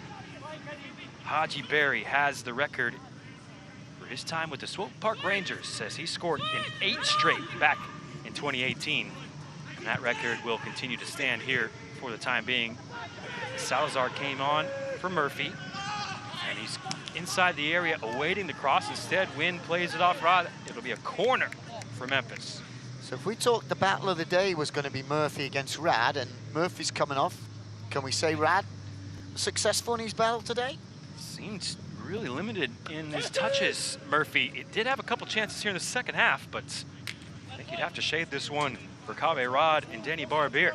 Yeah, I think his teammates struggled to find him. It's obviously not the quality, because we know Murphy is a quality player, but they just couldn't find him enough today. But a corner kick into the near post. Harris nods it clear, and John Postcamp loved the effort from his striker at his near post. Over the top, Duke just knew he was running out of pitch to work with, so he allowed Breck Evans to head it in behind. So the new challenge now is Salazar. So Rod's going to have to take care of him, because he scored that beautiful headed goal to win the game last time these two met. So you get one off the field, now you got to take care of another one. Mushagalusa to the end line. Might have come off a hand. There are a few questionable looks on the faces of SKC2 players. Yeah, I think it came off his hand, but I don't think you're going to get a handball for that. That's really tremendous defending there, just to stay on your feet right there. And did it catch the hand? Yes, but I mean, you're 2 inches away from it. I don't know how he's supposed to avoid that. And his hand is in a normal position, so that would be really, really harsh if that was given. Plus, we don't have VAR, so there you go. So instead of corner given, and Roberts now on the pitch will take, and that's over the heads of everybody and out of play. But go back to that defending by Reynolds, because Mushagalusa, we've said, is deadly running with the ball. Really did well to take him on, but the patience of Reynolds to stay on his feet and to get that final block, you got to give him credit there, because stopping Enoch Mushagalusa is not an easy thing to do. Just over 20 minutes to play in normal time, and both of these teams are desperate for a 3-pointer in their bag. SKC2, 7 matches without a win. Their last win away to Atlanta United 2 back on July 10th. Meanwhile, Memphis, 4 games without a win. Their last win was here against SKC2 on August the 1st. With both teams propping up the table in the Central Division, they'll both figure this is a prime opportunity to find a winner. And it will have to be a late winner here for either side if they can break the deadlock. I would say neither team really wants to walk away with a tie today. I guess a point in the bag for Memphis wouldn't hurt them, because they've got a lot of games in hand, but they've got to be looking at this being an opportunity for them to take 3 points. Where Sporting Kansas City, that would be another game that they did not lose, which would be a positive for sure. But a game they've dominated for long stretches. Certainly the home side will feel this is an opportunity for them to pick up all 3. Roberts to Cisneros, edge of the box. Well, he faked the shot, and that just closed down the gap. Someone's on their bike around the stadium. It's Kuich. Clips it to Cisneros. Kuich has really settled in since that nervy opening. Cisneros was looking for Pierre. Roberts puts it on his left peg instead. Barbier was calling for it. Instead, they come back to the near side with Pierre. A lot of patience in the build-up here. Kuich, that was deflected. And Paul just muscling the 17-year-old Cisneros right out of the way on that occasion. That one looked like men versus boys. Trinidad and Tobago international Leston Paul wins it back for his side, who can now move forward into attack. Curled in, and that's over the head of Dakers. Segbers is upset with himself. Yeah, I bet that looked very similar to the game winner last time these two met. There's a ball, I think, in by Segbers for Salazar to finish. So we've already talked about how they swarm the top of the box when Sporting Kansas City 2 gets it at the top of the box. I think Cisneros had a chance again to get a shot off, but he's tending to take 3 touches as opposed to 2. He's got to be at the top of the box, prepping that second touch for the shot on goal. I think he was just a little slow to get it off, and immediately they're in his face. So that's something he can look to do better, I think. That was well worked. Mushagalusa to Roberts, and on the underlap he found Pierre. Once again, the Memphis bodies back in defense do their job and block the cross.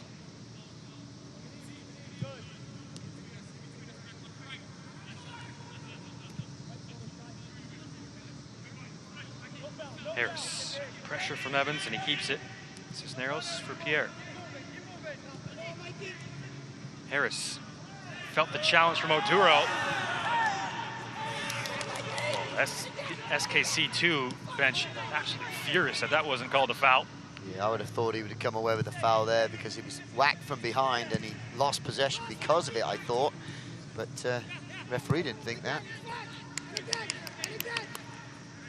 If you look at Memphis, they're happy to sit in that low block. There is not much spaces between each player, so there's not a lot of room for Sporting Kansas City to play. If they do penetrate, within a couple seconds, they've got someone in the face. And if the touch is poor too, and that's why they get caught there. That looked as though it might be promising had Roberts had a better first touch. Now Christian Duke has a go from distance. Well, Cropper looked a bit nervous when that came off the foot of Christian Duke, but it arrows harmlessly wide. Yeah, he didn't move, so maybe he knew it was going way off target when he hit it, because the goalkeeper never moved. Yeah, it was way off target. That's probably why he didn't move, I guess. Well read by Cropper in the end.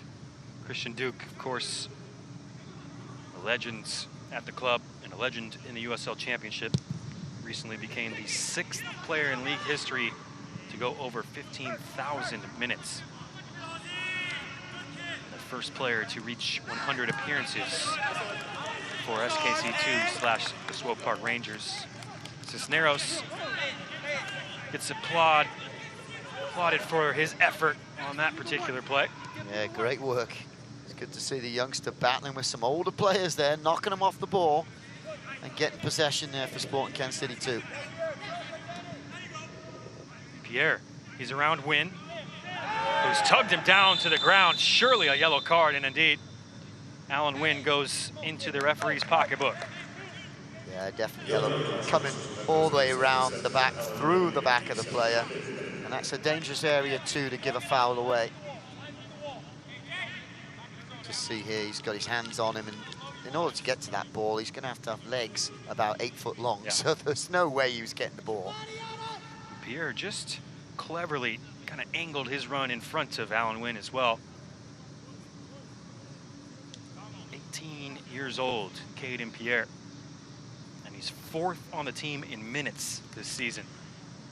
He's been solid all year. So here's a question on this free kick. Is it a whip ball in from Roberts that could almost be a shot here too? Or is it a ball that's curled away from the keeper by Duke? I'm going to go with Roberts whipping this in. I got to think it's Roberts here. He has one hand up, and Roberts, well, he takes it short. Cisneros, again, just takes too long to get the shot away. Now Dia. His shot blocked. Well, it might fall to Barbier. No, Cropper off his line. Yeah, Cisneros took too long, but the reason he took too long is his just first touch wasn't where he needed it to be for his second touch, so it just delays. If his touch would have been better, he could have been smacking that immediately. But he's had it a few times where he's had opportunities and his first touch has just not been good enough. Looks a bit frustrated with himself, Ozzy Cisneros. So that set piece was carved out for the youngster on the edge of the area. Oduro dribbles into trouble. Kulich and Harris squeeze it out. Cisneros finds Pierre. Two academy youngsters, two loanees from SKC combining on the right. Pierre shift to the feet, trying to get around Reynolds. Oh, he uses some strength. Pierre through Reynolds. He went to the ground. No foul, said the referee. That's a shifty move from Wynn. Oh, and he's causing all types of problems now. Wynn into the path of fortune, who finds Salazar. The white shirt streaking forward into attack now for Memphis. Edge of the area. Amadou Dia. Big tackle to just delay the attack momentarily. Dakers curls it in and Rod puts it behind. Yeah, he's been tremendous all day, Diaz. You know, I mean, he's attacked real well, but that was fantastic defending, because like you said, you just slowed down the whole attack, and that could have been extremely dangerous. Well, here's the look at Pierre and Reynolds. That's an excellent battle.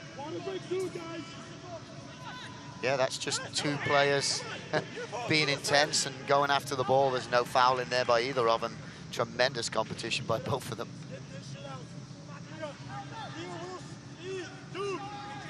Plenty of numbers forward for this corner for Memphis. It's curled in towards the 6. Whoa. Both teams had a chance at that. It came off Salazar last. It'll be a goal kick. Good referee. He's right on the spot to see that. Like you said, it did come off Salazar. He's in the wrong position. He's not seen that. He's given another corner, so give credit to the referee there. No one really got clean purchase as that ball was whipped in, and as it fell in the area, weren't quite sure where it would end up. Decent chance for Memphis, who have been under the cosh for a lot of this second half, but on the counter, they win a corner. Salazar was not too far. It wasn't, just kind of drifting away. Yeah. And they went through him and to Dia. I think Dia was just wrong-sided. Didn't get the cleanest of headers. Luckily for SKC2, it's off Salazar and out of play. Well, since 1947, Select has been the leader in soccer ball quality and innovation. Select is the official ball supplier of the USL Championship and many of the elite leagues throughout Europe. For the latest Select products and special offers, please visit selectsportamerica.com.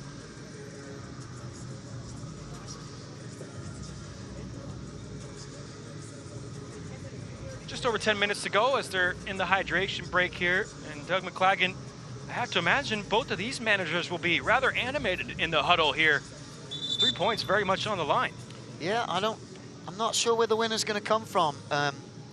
Couple things you got to watch Memphis late in the game. I would hate for Sporting Kansas City 2 to make a slight mistake and get punished for it, because that's kind of the mojo in the last few games. We've made a couple of errors and they've been punished for it.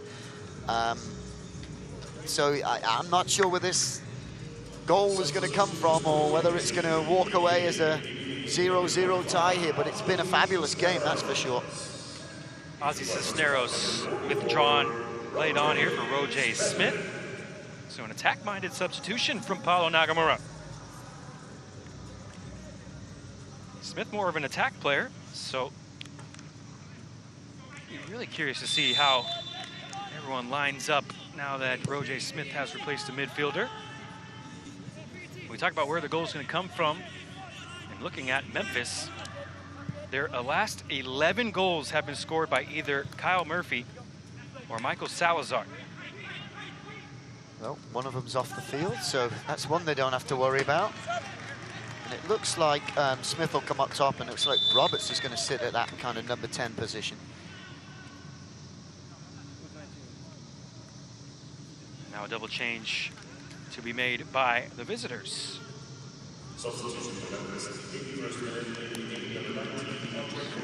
Trey Fortune is replaced by Roland Lama.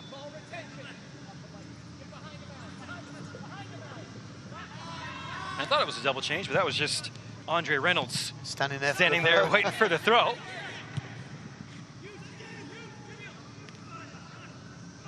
Fooled me, but third player substituted for the visitors. 3 changes have been made by each side with a window and 2 changes left. To find the last goal not scored by Salazar or Murphy, you have to go back to the first meeting between these two teams. Not even the one back on August 1st, but back on June 26th. Kuich on a yellow card, got that tackle spot on. Pass from Roberts is right to Dakers. He will gallop into the empty space. Oduro. Great passing range from the center midfielder. He's displayed that several times, and he drops a dime to win. Salazar was just down injured there for a second, but he appears to be okay. Roland Lamott on as a sub, another one of those carrying a questionable designation heading into this match. Evans for less than Paul, who was about to spin away off the chest, but just slipped and allowed Roberts to get back in.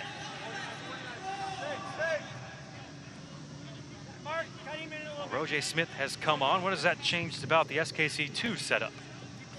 Well, it's just pushed Jamal Roberts into that number 10, but it's almost like they've got 4 forwards now. And again, another fresh man out there that can run at defenders, so that could be a problem for Reynolds, who's had a very good game today defending Mushagalusa and Barber. Smith back tackling there. Wins it off Win. Kuich find Roberts in space, and Dia has the pitch at his mercy down the left. Dia bursting forward. Oh, he fakes out Segbers. Dia tried to get the cross away. Segbers upset with himself, but he did manage to get back in and deflect it. Yeah, he didn't do much with the ball. He just did a little shimmy, and Segbers fell for it. Had him off balance, and just when he got his head up, he couldn't find anybody. Because he looked, you could see he's looking, but again, that's good defending by Memphis, cutting off zones and not allowing that ball through. Just allowed Segbers to get back into the play when he was looking for anybody inside the area, but it's a corner. Roberts, outswinger. It's an acrobatic clearance for Memphis. That was newcomer Lamott clearing from his own penalty area. Approaching the final 5 minutes.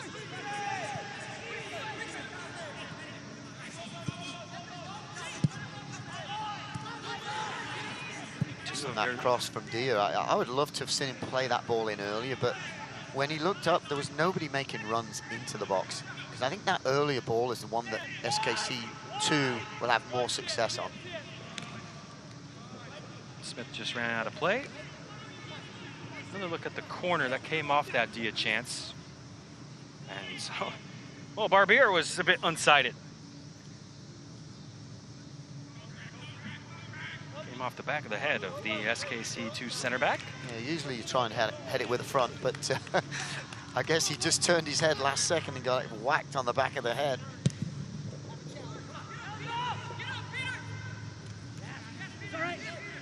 Kuich. Out of pressure and into Barbier. Man on for Duke. Felt the presence of Paul. And Rod just looking for options. He didn't see any. Salazar just forcing the turnover, and it was read by Oduro. That's a poor pass from Oduro, a bit uncharacteristic, and he has to sprint back in defense. Mushagalusa around not 1, but 2 Memphis players. And Segbers, all he can do is take the man as the ball was well past the right back. Yeah, Segbers takes the yellow, but whoever it was before could have taken it too, because there was a foul right there, and then that's about hip height there. But that's what Mushagalusa can do to you. He just, like I said, he wriggles in and out of you, and there's not a lot you can do, but almost fouling. Fourth yellow card for Memphis. Murphy is off the pitch with his yellows. So Alan Wynn, Dominic Oduro, and now Mark Segbers. So if Roberts can drill this ball in at a fairly low height with players running onto it, I think this could be very dangerous like that. That's what he's going for. And it's knotted behind. A good defensive header from Skylar Thomas. Yeah, I don't think he could do any better than that ball. That was a beautiful ball in. Maybe if it was a yard deeper, Harris might have got to it, but that's good defending too, because that's quite easy to put in your own net there. So you could see him just lifting his head and making sure it was high enough to go over the bar. Roberts now, it's past Cropper. It's headed straight into the sky. Kuich used his strength to head it clear of Dakers, but that's a good defensive header from Segbers, and it's straight into the path of Kareem Dakers. Dia comes over to see to the attacking threat. And Dakers retreats now. Win on the near side. Can't blame him for being a little bit rusty. First match in nearly a year for Alan Wynn.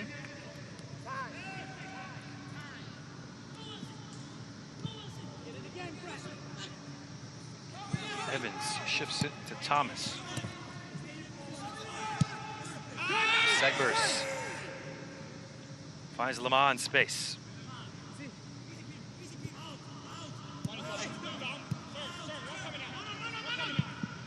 Oduro. That's in between players.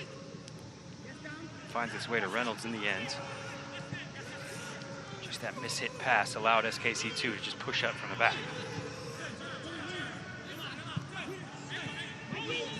Lamar's been finding that spot here. Just in between the midfield and the back line, and Wynn shifts it back to Lamar.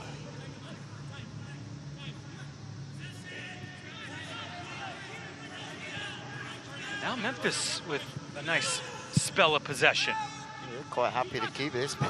15 to 20 passes, and they penetrated a few times and had to come back out, but they're quite happy just to keep that ball, be patient, and wait for the right spot to penetrate. Paul is aggressive in the tackle there, won it in front of Roberts. Makuich likewise wins it in front of Salazar. The ref played advantage as Kuich was left in a heap. Approaching the final minute.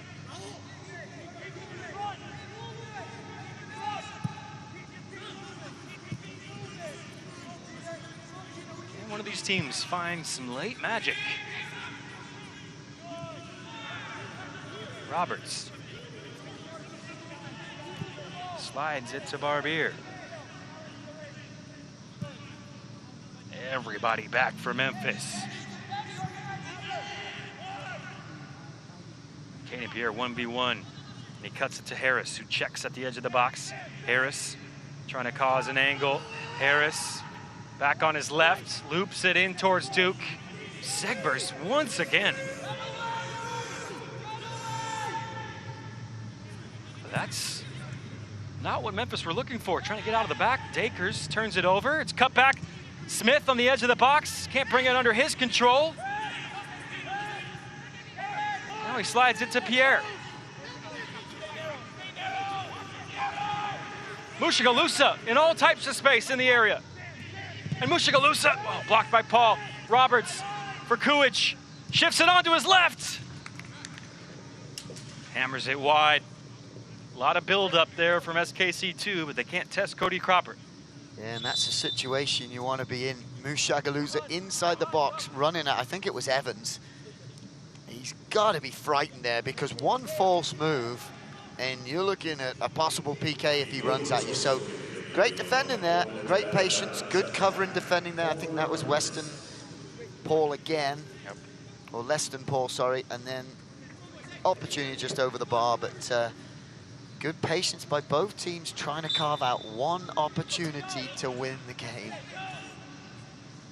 4 minimum minutes at the end of this match. We're in added time now. 2 subs to come, it appears, for SKC2. They won't have a whole heck of a lot of time to make a difference. Cropper.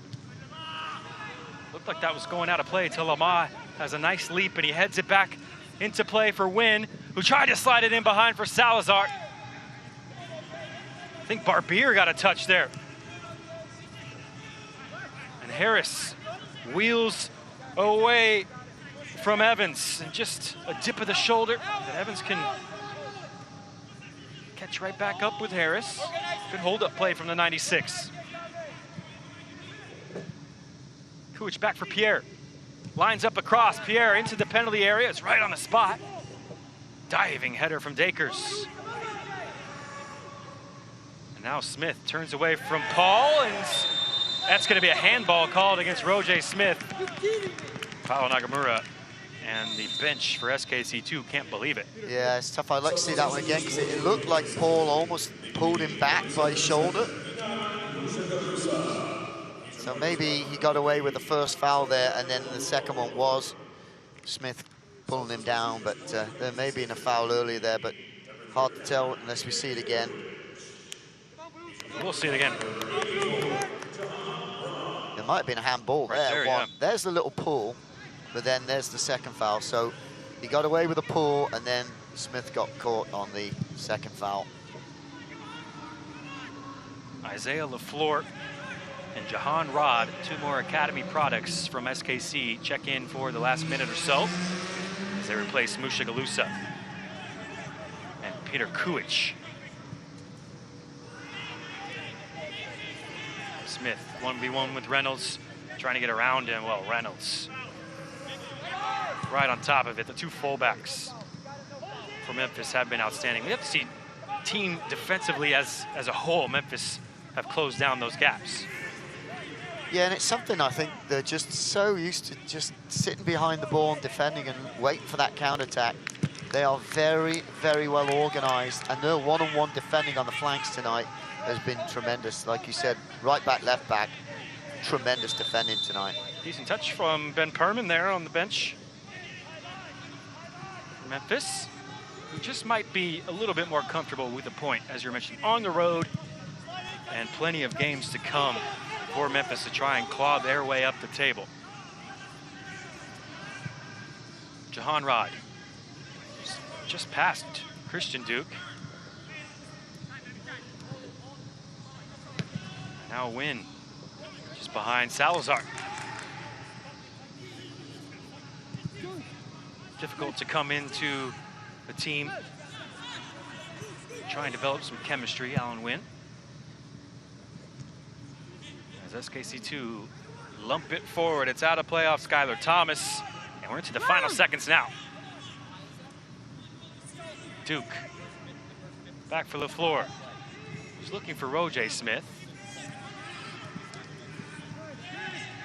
Referee is happy to allow things to continue here. We're past the 4 that were allotted. Of course, it's a minimum of 4 minutes added on. Want to carve one chance here where they can whip that right here, whip it in the box and see what you can get. Takes a deflection, kept in play beautifully by Cropper, and that should just about do it.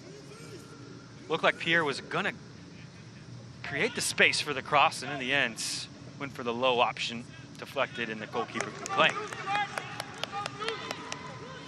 There's that little stutter step that created the room for Pierre, but he couldn't get it past Reynolds.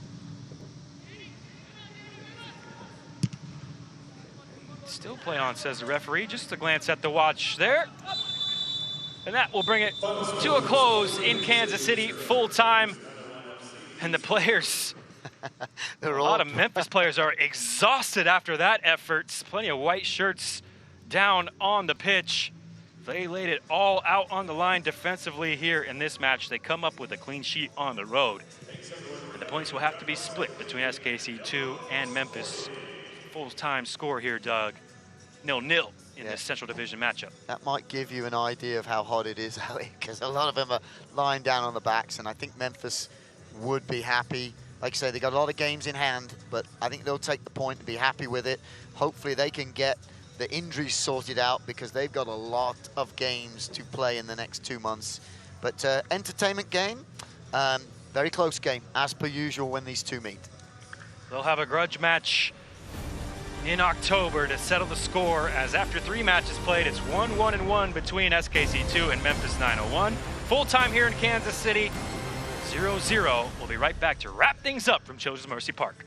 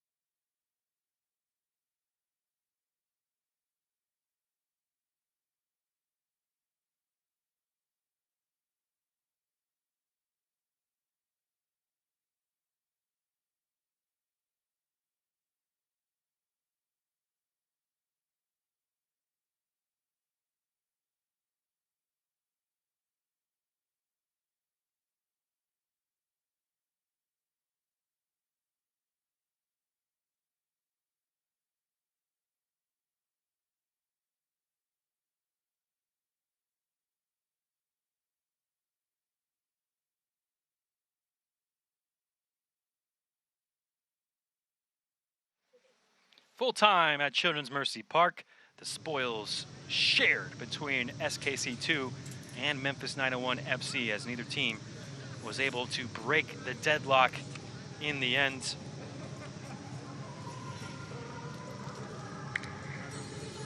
Nil-nil on the scoreboard, and we'll take a look at the final stats. Doug McLagan, it was a pretty even matchup, but look at that, 16 shots for SKC2, but they couldn't force a save from Cody Cropper. Yeah, that's the big difference, like you said. When you have 16 shots and you don't really make the goalkeeper do anything with those shots, that's got to be disappointing. They played some good balls in the box, created some good chances, had good possession, but really just couldn't put the ball between the sticks, and that's what this game is all about. So they walk away with a pretty strong performance again, like it was last week. They walk away without a defeat. But I think Memphis is going to be happy just to pick a point up on the road. They've got a lot of games, 15 games in the final 2 months, and taking that point is going to put them in a pretty good position, I think, for the rest of the season. Well, I'm sad we didn't mention Memphis' next match at home is the 901 game, where a fan can enter and smash the guitar for Memphis 901 FC. So go to Memphis' Twitter page and retweet and try and be that fan to smash the guitar. That's their next match in midweek. Memphis, as they will go home for that encounter to take on OKC Energy. It's 2 more chances the rest of the week for SKC2 as they play Birmingham on Wednesday, OKC on Saturday here in Kansas City. Well, for our all-star crew here, Joe Novacek, producer-director, Maggie Blair, TD, Jason Briley, Matt Reed, Keaton McGuire, Sven Larson, Shane Ricketts, John Stratton, Caleb White, Tim Smith, and Sarah Blattner. Color commentator, Doug McLagan. I'm Carter Augustine. Thanks for joining us here this afternoon. Full-time score in Kansas City. Sporting KC 2-0, Memphis 901 FC 0. This copyrighted telecast of the United Soccer League Championship cannot be retransmitted, rebroadcast, or reproduced without the expressed written consent of the United Soccer League Championship.